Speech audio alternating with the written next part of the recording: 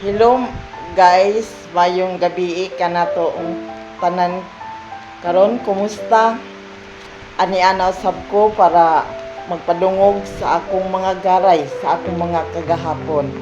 Lain na sab kining tema nga ako idalit alang kaninyong tanan. Sa dili pa to magsugod mayong gabi ka na to. Inaot nga kita karon sa maayong panglawas kanunay ug malipayon kita uban sa atong mga mahal sa kinabuhi. Maestro, kaning title sa akong vlog karon bahin sa bata pa akong gamay.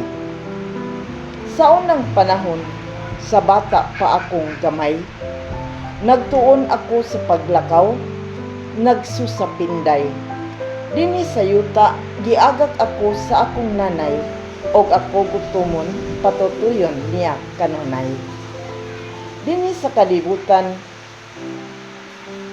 ako nakabarog na.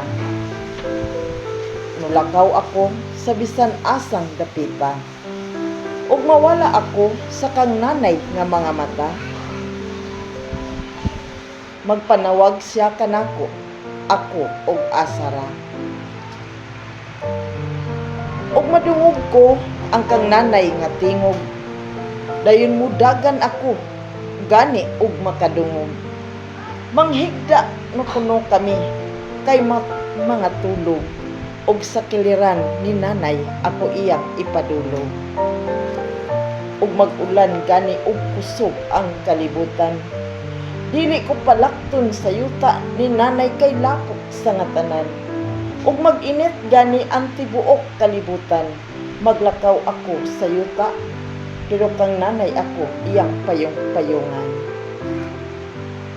Ug karon ako nidako na dinhi sa kalibutan. Sa ubang tao na ako ni nanay iyang gitugyan.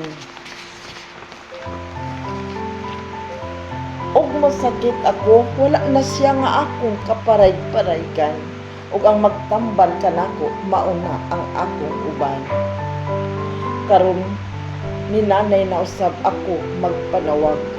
Tungod kay kaming duha na karon nagkabulag. Kay ang kamatuoran mao kini ang atong palad na magbuhat gid kita og kaugalingon natong salag. Wow.